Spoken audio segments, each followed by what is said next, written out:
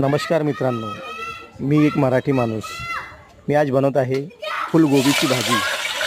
आता आपण तेलामध्ये कांदे जिरा वगैरे सोडलेला आहे. माझे क्लाउड किचन आहे, विराज फूड किचन, जे झोमॅटोवर आहे, अयोध्यानगर, नागपूर. आता आपण याच्यामध्ये धनिया पावडर टाकून राहिलेला आहे.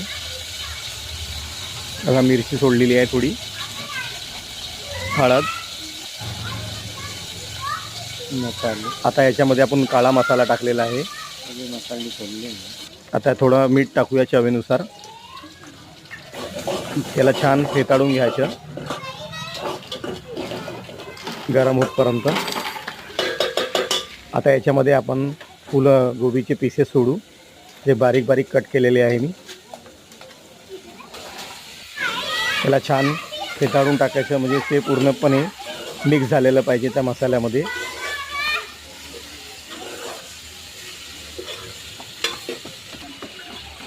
आता याला थोड्या वेळासाठी आपण झाकून ठेवू. चांगलं गरम झालेलं आहे बघा. त्याला थोडं पाणी तेल सुटलेलं आहे. आता याच्यामध्ये आपण थोडं पाणी सोडलेलं आहे आणि याला पुन्हा थोडं गरम वाफेवर शिजू देऊ. लाईक करा आणि फॉलो करा. आता सांबार सोडलेला आहे बघा.